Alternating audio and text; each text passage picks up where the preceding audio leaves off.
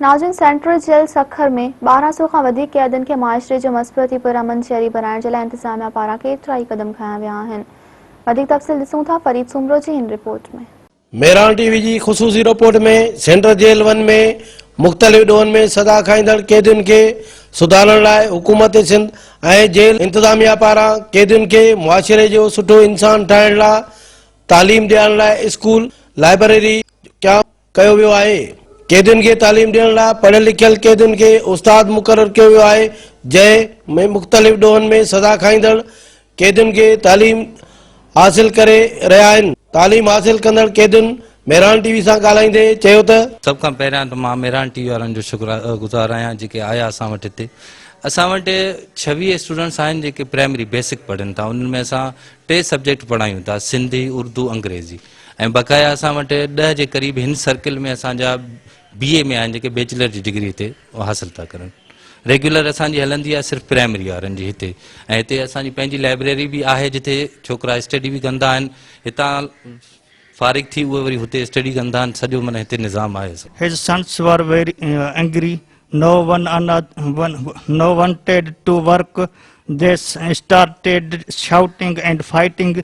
The old farmer said. जी sir, पहला तीसरा जमात हम लोग पढ़ रहे हैं इंग्लिश का सर।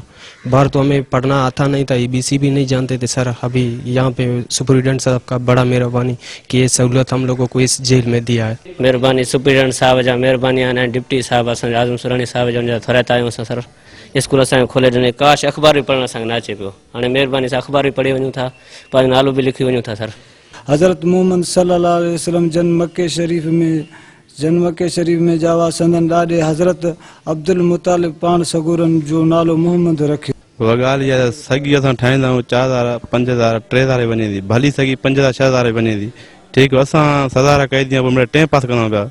ऐं जेल सुपरिटेंडेंट, डिप्टी सुपरिटेंडेंट जो शुक्रगुज़ार आहियां जंहिं असांजो क़ीमती वक़्तु कढी असांजे सक़ाफ़त खे उजागर कयो आहे। 2000 वेंदो आहे, 2500 वेंदो आहे। इहे मिड़ई टाइम पास थींदो आहे हिते असांजो कैदी ऐं 25 साल जा इहे ऑफिसरनि जो भलायूं असां सां।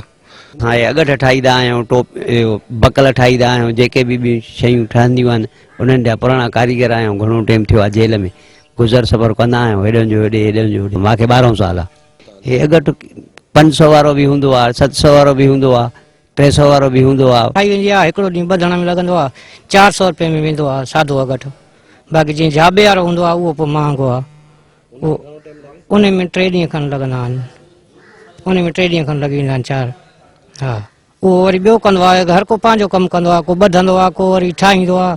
जेल में क़ाइम डिस्पेंसरी जंहिंमें सर्जिकल वार्ड, अखियुनि जा वार्ड ऐं मेडिकल वार्ड शामिल आहिनि, जिन में मुख़्तलिफ़ क़िस्मनि जा पेशेंट आहिनि। 21 ॼणनि जी ऑपरेशन कई वई आहे अखियुनि जी, जंहिंमें जेल इंतज़ामिया ऐं असांजो DHO साहब जी वॾी महिरबानी आहे त हुन कोशिशि करे सुठा लेंस विझराया आहिनि ऐं फीको सर्जरी कई वई आहे। हाणे माशाअल्लाह सभिनी जूं अखियूं बहितरीनु लॻियूं पियूं नज़र पवनि थी। हा, हिते कैदी अॼु जेको टोटल आहे 1297 जो टोटल आहे। ऐं उन में 419 अंडर ट्रायल कैदी आहिनि ऐं 878 जेके आहिनि पका जंहिंखे सज़ा मिलियल आहे उहे कैदी आहिनि। साईं जन खे असां अंदरि विज़िट बि करायोसीं। तव्हां ॾिठो बि सही त कैदियुनि खे अंदरि पंहिंजो कम जूं केतिरियूं सहूलतां मिलियल आहिनि। को टोपी ठाहे थो, को पंहिंजो सॻियूं ठाहे थो, मुख़्तलिफ़ शयुनि जो तव्हां पाण विज़िट बि कयो आहे। First of all thank U very much Mehran TV वारनि जो जेके हिते हितां आयो, टाइम कढी असांजो जेल तव्हां विज़िट कयो।